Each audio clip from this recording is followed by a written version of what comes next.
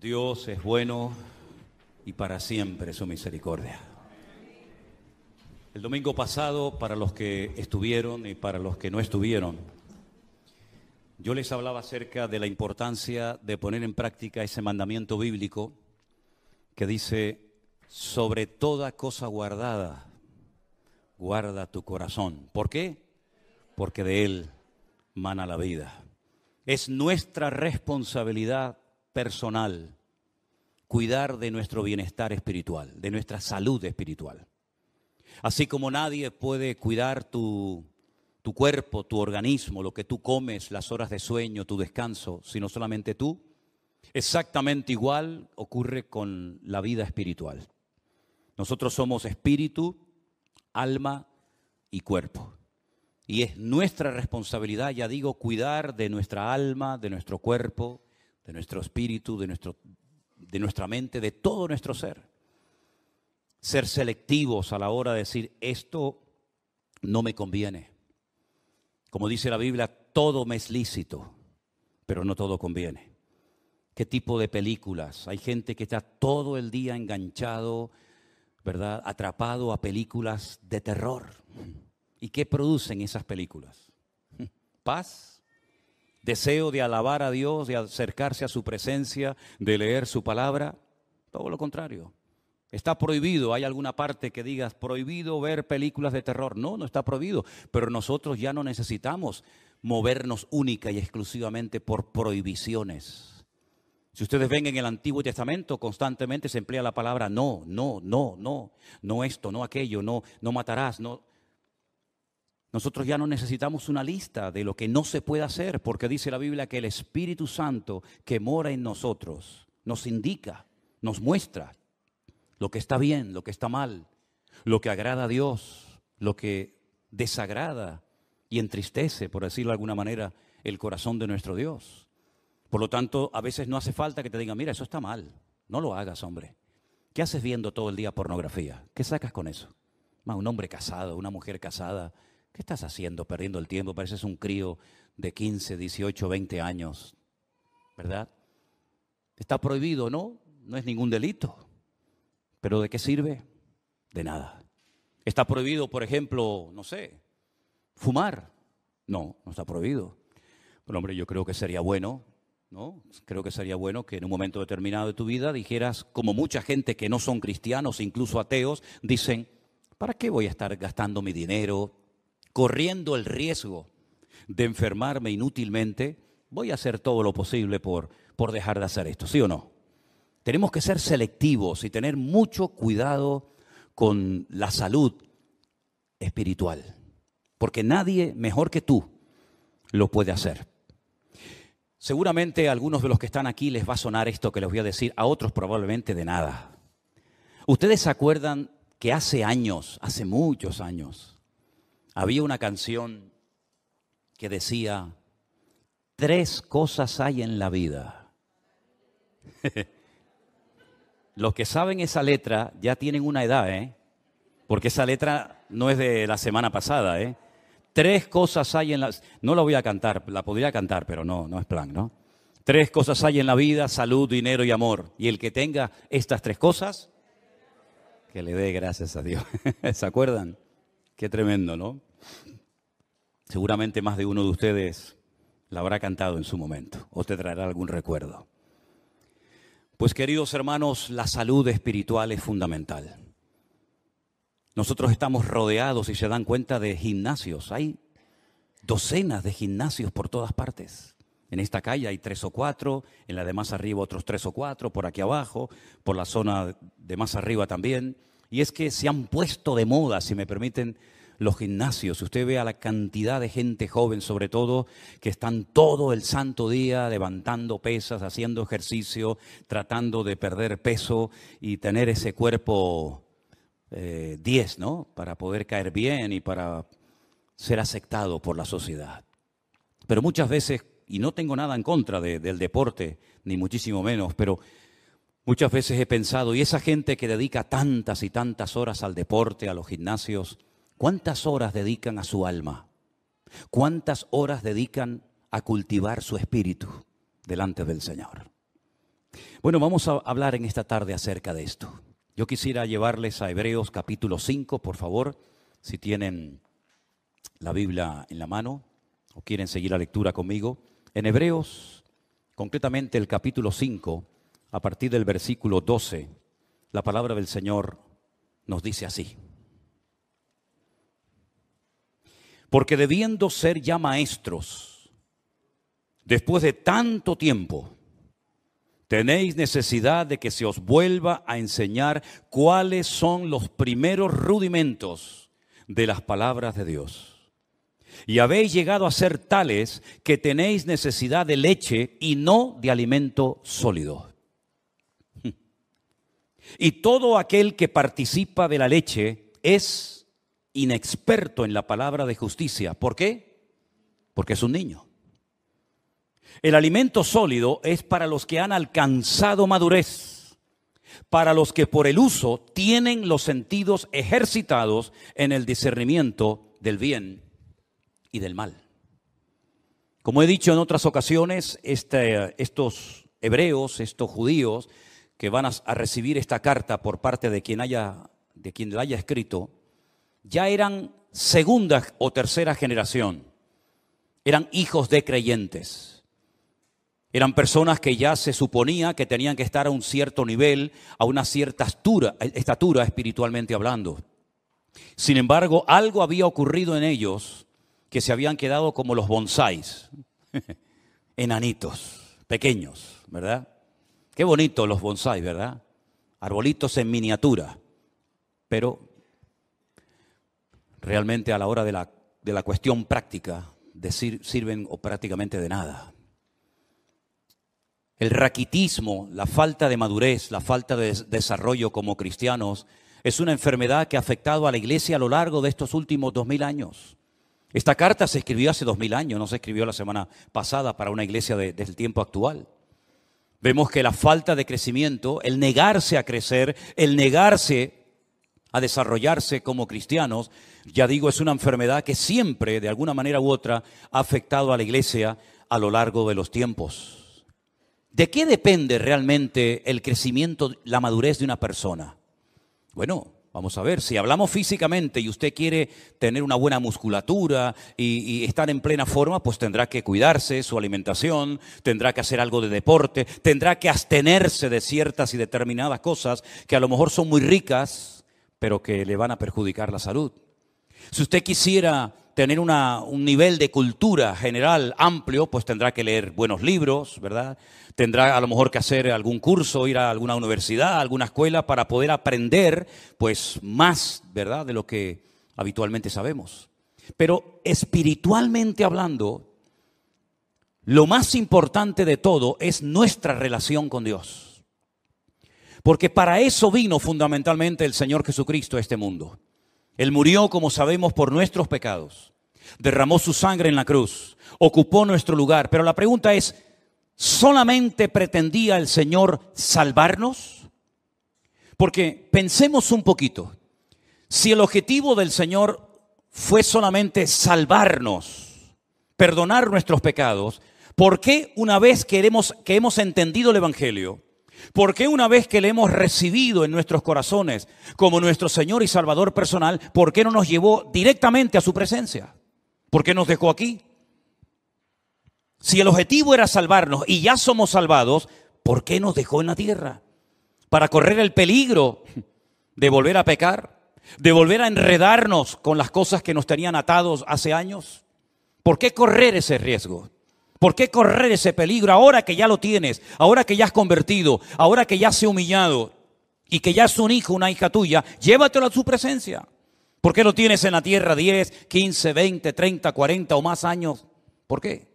Porque hay algo que la Biblia enfatiza mucho y es el crecimiento, la madurez, el desarrollo espiritual. Y repito, eso no depende de nadie, depende de ti, de tu nivel de interés, del esfuerzo que tú hagas por tener cada día una disciplina diaria de tener comunión y relación con Dios. No estoy hablando de religión, estoy hablando de relación. Son dos cosas completamente diferentes. A nosotros nos enseñaron los principios los dogmas, los sacramentos de una religión. Y eso es lo que teníamos, una religión. Pero sin embargo el Señor Jesucristo no vino a este mundo a traer una nueva religión o a potenciar, por ejemplo, la religión de sus padres, como era el judaísmo.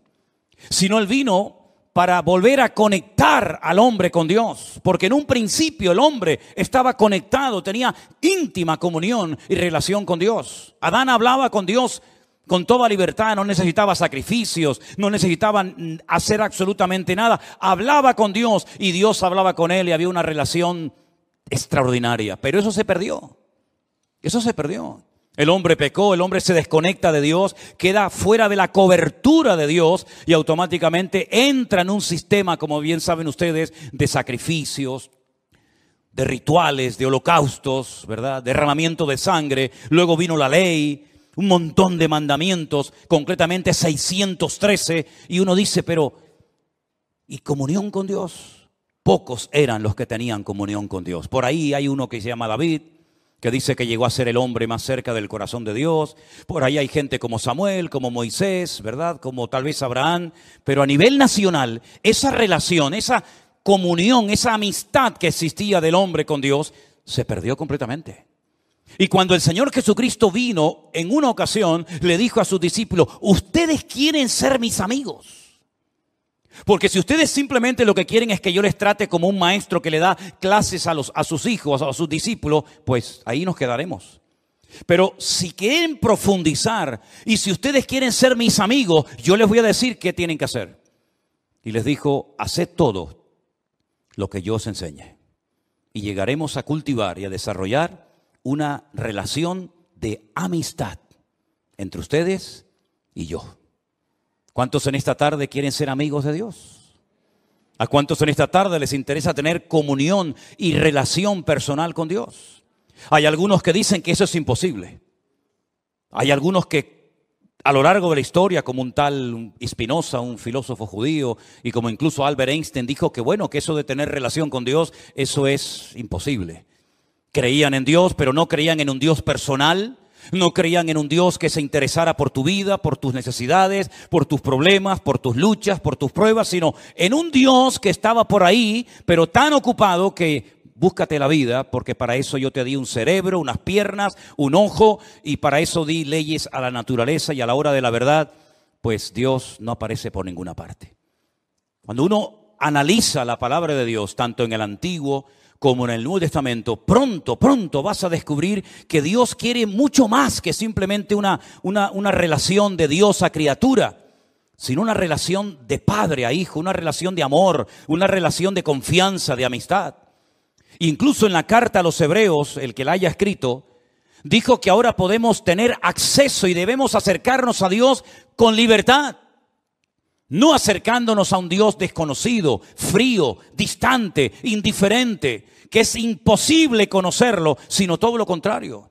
Es un Dios que se ha revelado y ahora conocemos que Dios no solamente es un Dios creador, como lo vemos en el Génesis, sino es un Dios que perdona, un Dios que se compadece, un Dios de misericordia, un Dios que vino a buscar y a salvar lo que se había perdido, un Dios que se humana, que se encarna, que habita entre nosotros para entender nuestras miserias, para caminar como nosotros y sobre todo para elevarnos y mostrarnos que en esta vida, aunque tengas salud, dinero y amor, si no tienes a Dios, no tienes absolutamente nada. Porque en esa antigua canción se enfatiza y se apunta a lo que todo el mundo quiere tener: salud, dinero y amor. Y como dice la canción, en el que tenga estas tres cosas, que le dé gracias a Dios. Pero ¿y si no tengo salud? Si no tengo dinero, y si en el amor he tenido muchos problemas, entonces no tengo motivos para darle gracias a Dios. ¿No tengo ninguna razón de vivir? Por supuesto que sí. En la Biblia encontramos personas que no tenían una buena salud, no tenían una buena economía, y no tenían ni siquiera amor, sino todo lo contrario. Y sin embargo tenían una relación y una amistad con Dios realmente extraordinaria. Y es que la vida no consiste solamente en tener salud, dinero y amor, sino el objetivo de la vida es tener comunión y relación con Dios. Y por eso Él dice, yo soy el camino, yo soy la verdad y yo soy también la vida. Y nadie va a ir al Padre sino solamente a través de mí. Es decir, no solamente Él nos muestra que quiere tener comunión con nosotros, sino nos enseña cómo puedo acercarme a Él a través de su sacrificio, a través de sus méritos. En ningún momento menciona la palabra religión, en ningún momento me da una lista, un decálogo como se le dio al pueblo de Israel en el Antiguo Testamento, sino que ahora dice, mira, te lo voy a poner más fácil todavía. Así como el pueblo de Israel se esforzaba y se esforzaba tratando de agradar a Dios y nunca lo consiguió porque a lo mejor eran demasiados mandamientos, yo voy a resumir todo eso en dos solamente. El primero y más importante, amarás al Señor tu Dios con toda tu alma, con todo tu corazón y con todas tus fuerzas. Y el segundo, y amarás al prójimo como a ti mismo. Si eres capaz de cumplir con estos dos mandamientos, has cumplido con toda la ley y con todos los profetas. ¿Cuántos dicen amén? Es decir, que vemos que insistentemente en cualquier generación que busques, en cualquier libro, a través de la escritura de cualquier profeta, vas a encontrar que la meta, el objetivo, el anhelo de Dios es volver a tener comunión con el hombre. Y hace todo lo que está a su alcance para ponerse a su nivel y para enseñarle que el hombre si quiere, puede volver a tener comunión y relación con Dios. Tu salud espiritual depende del nivel de relación y de comunión que tengas con Dios. Amén, hermanos. En segundo lugar, si tienes relación y comunión con Dios, vas a anhelar, vas a querer. El Espíritu Santo que mora, que vive en tu corazón, te va a impulsar a las Escrituras, al manual de instrucciones, a través del cual vas a descubrir el corazón de Dios. Te vas a dar cuenta qué es lo que a Él le agrada, qué es lo que Él espera de ti, cuál es el propósito de tu existencia. Y entonces te vas a dar cuenta de que necesitas tener conocimiento de la Biblia, conocimiento de las Sagradas Escrituras, relación con Dios, conocimiento de las Sagradas Escrituras, para que pueda conocer en todo momento las instrucciones del Creador, el diseño, los planes de Dios para mi matrimonio, para mi familia, para mi vida personal, para mis negocios, para la vida de mis hijos, de mis nietos, etcétera, etcétera. Y no vayas por la vida inventándote cosas que Dios nunca le pidió a nadie que hiciera.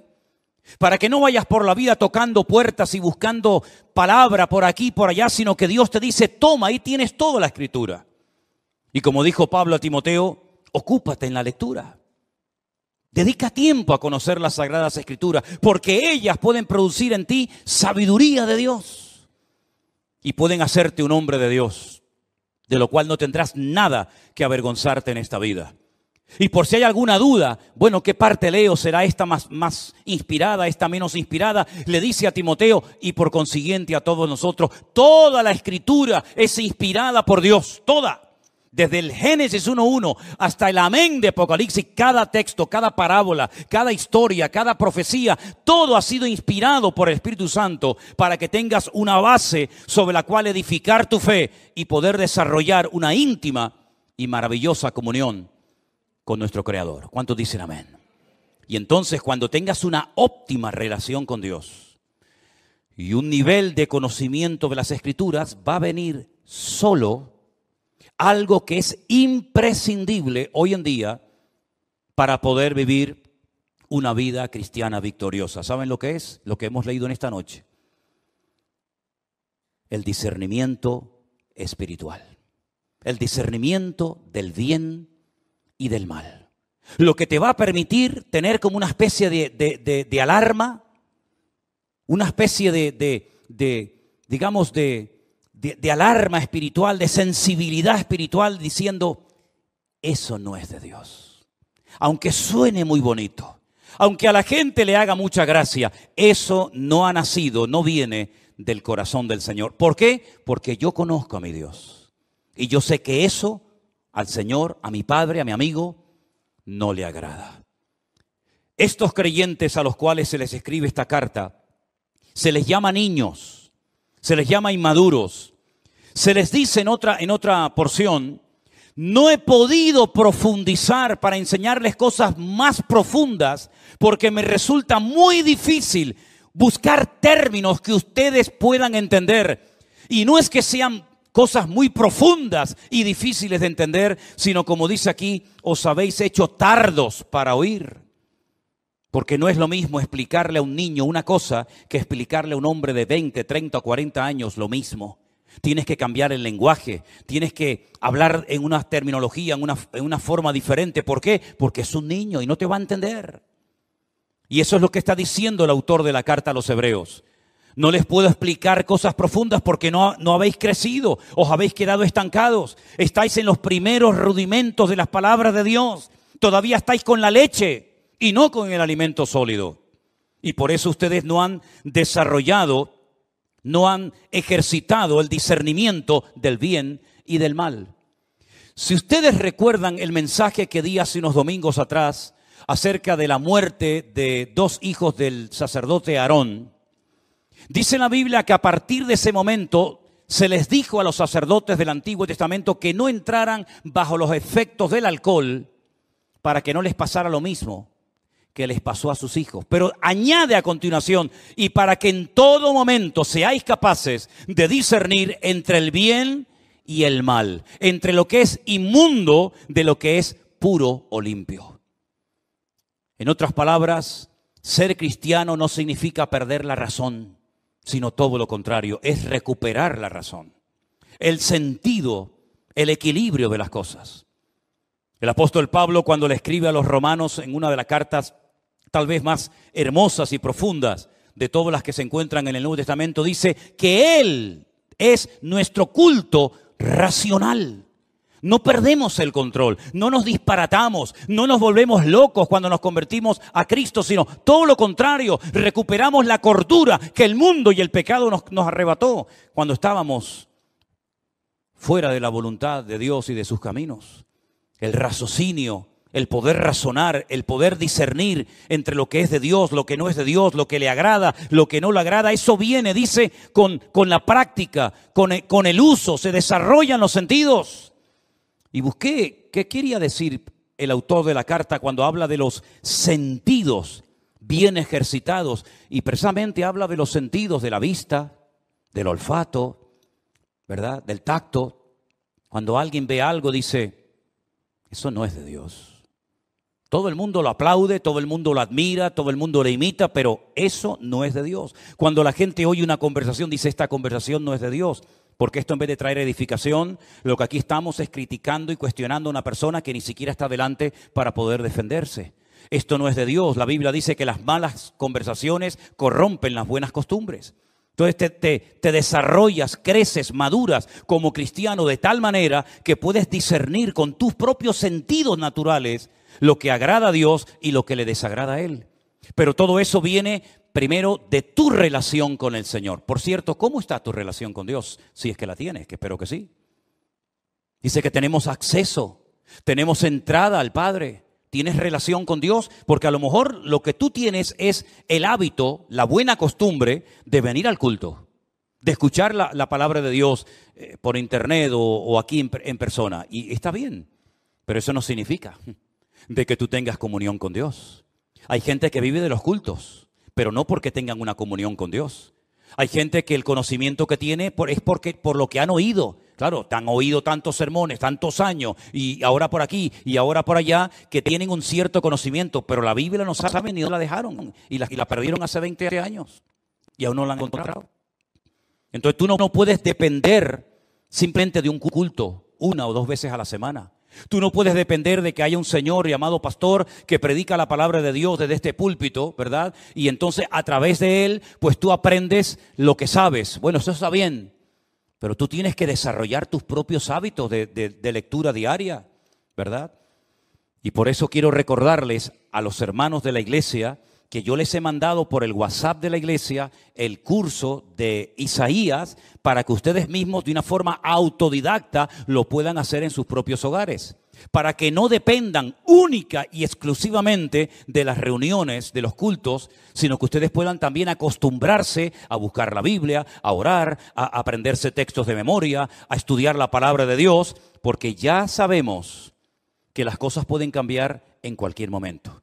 No olvidemos que ahora va a ser 3 años, 2 años y pico, nadie podía congregarse en las iglesias, ni siquiera en esta.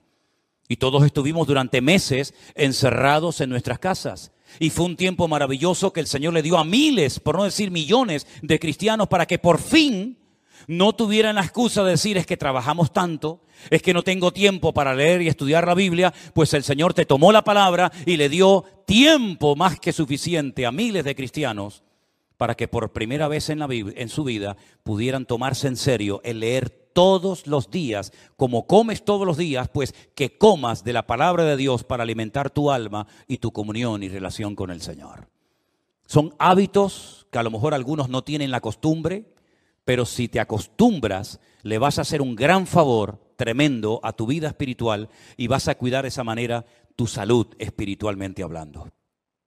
En 1 de Timoteo, el capítulo 4, desde el versículo 1 en adelante, hay unos versículos que yo quisiera leer en esta tarde y pedirles que presten atención, porque en este texto, en estos versículos, vamos a encontrar en primer lugar una información, unos datos que Pablo le da a Timoteo, y a continuación lo que tiene que hacer ante la información que recién acaba de recibir.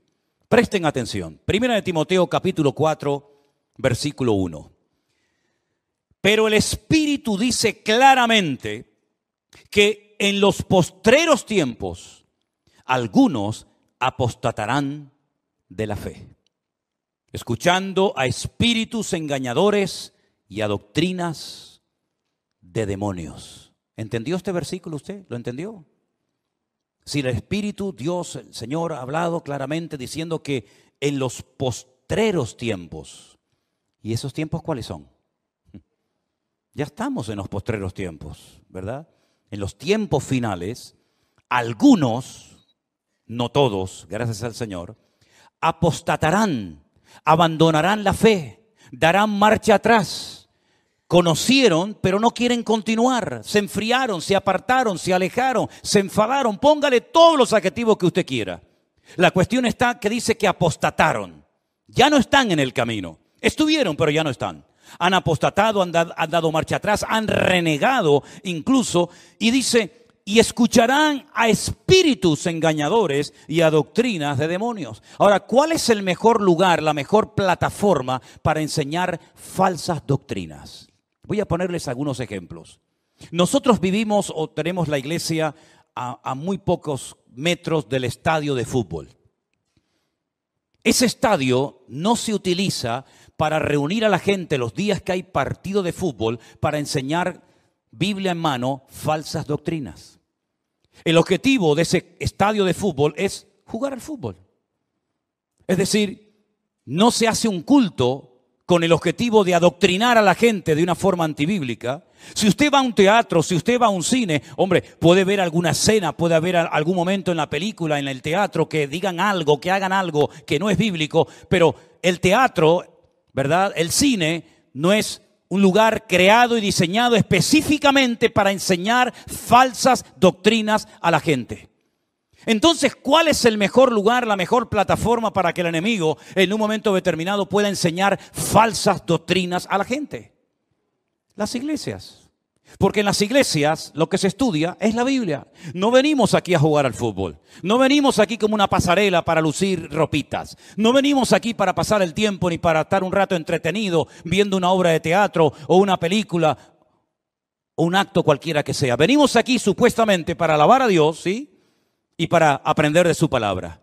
Luego, las iglesias, si no tienen el discernimiento espiritual suficiente, es el lugar idóneo para que las personas que vienen con su corazón abierto y con ganas de aprender y con ganas de conocer de Dios, en un momento determinado puedan ser engañadas, seducidas y manipuladas con falsas doctrinas. ¿A quién es más fácil engañar? ¿Al que tiene un alto conocimiento bíblico o a una persona que es ignorante de las Sagradas Escrituras? ¿Cuál ha sido el gran problema de miles de cristianos en los últimos años? Que ya no leen la Biblia. Ya no leen la Biblia. E incluso esa costumbre con la cual yo me crié, que todo el mundo venía a la iglesia con la Biblia, ya se ha perdido. Pocos son. Miren esta tarde, por ejemplo, a su alrededor y miren cuánta gente viene como algo normal, ¿verdad? Como llevas las llaves del coche o como llevas la documentación. ¿Y la Biblia dónde está? No, no pasa nada. Nos ponen ahí una pantalla y ahí la leemos. Incluso algunos, bueno, con el teléfono. Vale, venga, de acuerdo, venga, con el teléfono. Pero algunos ni eso. Ya esa costumbre se perdió. ¿Cómo puede usted comprobar si lo que estamos poniendo en la pantalla, si lo que yo estoy compartiendo es bíblico o es antibíblico? ¿Cómo lo puede saber usted? Primero, no dedica tiempo a escudriñar la palabra. No tiene un conocimiento de la Escritura. Viene aquí, oye a un señor que tal vez no conoce de nada o que le une una cierta amistad o familiaridad, ¿verdad? Y entonces usted se fía. Cuidado, cuidado. Nunca mezcle la amistad y el favoritismo y ni siquiera aspectos familiares con el hecho de tener cuidado a la hora de qué me están enseñando, qué me están a mí instruyendo. Qué bueno sería que los padres que acaban de mandar a sus hijos ahora a las clases de la escuela dominical le preguntaran, espero que lo hayan hecho en algún momento, digo yo. Oye, una pregunta, ¿qué le están enseñando a mi hija en la clase esa donde está ahora? ¿Qué le están enseñando a mi hijo? ¿Puedo entrar a la clase para ver cómo es la clase donde mi hijo está? ¿Quién es la persona que le está enseñando Biblia a mi hijo? ¿Es usted? ¿Es usted, hermano o hermana? Informarse, saber en todo momento. ¿Por qué? Porque la Biblia advierte de que en los últimos tiempos vendrían engañadores y se enseñarían falsas doctrinas. Y yo pregunto, ¿tienen noticia o les ha llegado a los oídos de que esto ya es un hecho en el pueblo cristiano hoy en día? ¿O esto es algo que todavía no hemos visto en la cristiandad? Han proliferado por todas partes las falsas doctrinas, las falsas enseñanzas.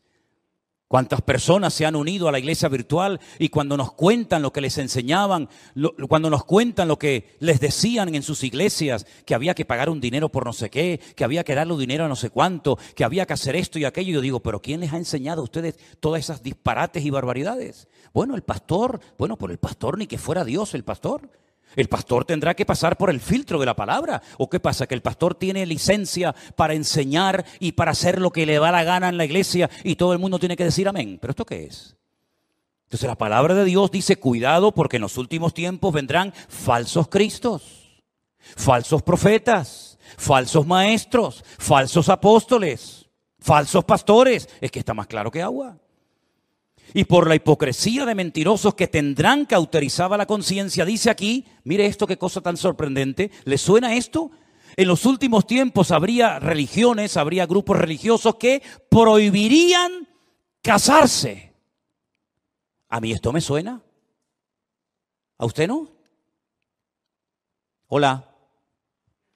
¿Estáis ahí o no? A lo mejor se quedan dormidos, yo no me di ni cuenta. Prohibirán casarse. ¿Y a quién se le prohíbe casarse en esta iglesia? A nadie. Si no se casa es porque a lo mejor no está en el grupo de los desesperados o desesperadas y no ha aparecido su príncipe azul, verde o morado o amarillo, pero no porque no le falten las ganas, ¿verdad? Pero es que dice la Biblia que en los últimos tiempos habrán grupos que prohibirán casarse. Como si el matrimonio fuera algo malo. Prohibirán casarse. Mandarán abstenerse de alimentos. ¿De qué alimentos tenemos que abstenernos los cristianos hoy en día? ¿Acaso se enseña en esta iglesia, cuidado, no coma mucha fruta, cuidado, no coma mucha carne? Bueno, por ahí salió hace poco un ministro diciendo que no había que comer tanta carne. Cara más dura. Prohibirán casarse. Sin embargo, dice la Biblia que Dios creó todas esas cosas para que con acción de gracias participaran los creyentes, los que han conocido la verdad. Porque todo lo que Dios creó es bueno y nada de desecharse si se toma con acción de gracias. Entonces hay millones de personas que aceptan que una persona que quiere servir al Señor no se puede casar. Y lo aceptan. ¿Dónde enseñó eso el Señor? Pero no dicen que Pedro fue el primer papa. ¿No dicen por ahí? Y una pregunta, ¿y no le sanó el Señor a Pedro a la suegra? Porque yo veo en los evangelios que un día Cristo entró a la casa de Pedro y la suegra estaba enferma. Y el Señor le sanó a la suegra. No creo que por eso la haya negado, ¿no? Pero si tenía suegra, es porque estaba casado. Pero no era el primer papa. En fin, aquí algo falla, ¿no? Porque por la palabra de Dios y por la oración es santificado. Ante esta información, ante este mensaje de alarma, de advertencia, Pablo le dice ahora a Timoteo, versículo 7, desecha las fábulas profanas y de viejas.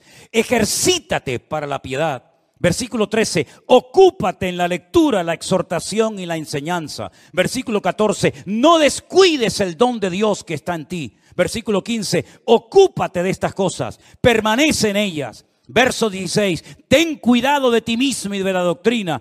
Y también dice, persiste en ello, pues haciendo esto te salvarás a ti mismo y a los que te oyeren. En otras palabras, hay que hacer algo.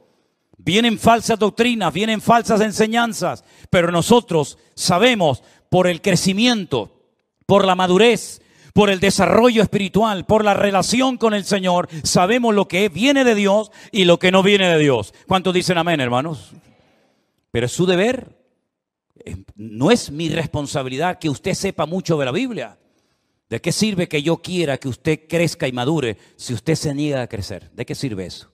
¿Se puede obligar a una persona a crecer o a madurar cuando ésta se niega y ha decidido quedarse como está y no esforzarse por crecer espiritualmente hablando? Hermanos, hay gestos, hay cosas que los niños hacen y se les permite, se les tolera. ¿Por qué? Porque son niños. Son niños. No vean ustedes cuando Adriel empieza a soltar gases. Oye, no se corta, no dice, ay, perdón, abuelo. Ay, perdón, abuela, se me escapó. Él no se corta un pelo, él, ala, venga, pierna suelta. ¿Qué le parece? Hay niños que se chupan el dedo. Hay niños que se hacen pis encima. Hay niños que les entra, como decimos por aquí, una perreta de estas que dice, ¿pero qué le pasa? Y venga a llorar, y venga a llorar. Y hay cosas que a los niños se les tolera, se les permite. ¿Saben por qué? Porque son niños y se comportan como niños. Pero ahora usted imagínese ver a nuestro hermano Jair, mientras yo predico, chupándose el dedo. Nuestra hermana Marcela haciéndose sus necesidades encima. Nuestra hermana Cruzita con la chupa en la boca. El otro, y yo digo, ¿pero esto qué es? ¿Esto qué es? ¿Nos daría vergüenza, sí o no? Sí, pero hermana, ¿qué está haciendo? Hermano, córtese un poco, que le están oyendo, que le están viendo toda la iglesia. Porque ya no son tolerables, ya no se ve bien. Cosas que hacen los niños, ya en los adultos no se pueden hacer, hermanos. Pero es que espiritualmente pasa lo mismo. Cuando una persona empieza, cuando una persona no tiene conocimiento bíblico, cuando una persona está dando los primeros pasos, a veces cuenta cosas, a veces comparte cosas en el Facebook, a veces pone cada fotografía, a veces hace cada comentario que tú dices, es que es normal, es que es lógico. Es lógico porque, claro, si lleva 4 días en los caminos del Señor, es normal que todavía haga cosas que... Pero cuando yo era niño, dice Pablo, hablaba como un niño, pensaba como un niño, me comportaba como un niño. Mas cuando ya fui hombre, dejé lo que era de niño. Es decir, los niños se enfadan por cualquier cosa. ¿Se dan cuenta de eso? Se enfadan y a los 10 minutos otra vez son amigos. Y a veces los padres son tan tontos que se ponen peleados entre los padres y después los hijos en 5 minutos ya son amigos otra vez. Y los padres se distanciaron el resto de su vida. ¿Qué te parece? Hermanos queridos, es tiempo de dejarnos de chupar el dedo. Es tiempo de crecer, es tiempo de madurar, es tiempo de desarrollar el discernimiento espiritual por la práctica, por el uso. ¿Y saben algo que el Señor te va a dar para madurar y para crecer? Y lo está haciendo. Oportunidades. Aprovecha todas y cada una de las oportunidades que el Señor te da para servir, para madurar y para crecer. Valora Valora todo lo que el Señor está haciendo en tu vida y recibes cada día y cada semana. Sé selectivo, ¿verdad?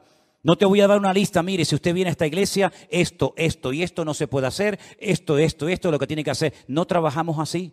Queremos trabajar con gente adulta, con gente que diga, bueno, ¿qué tengo que hacer? Dígame, ¿qué tengo que hacer si yo quiero convertirme en un buen cristiano?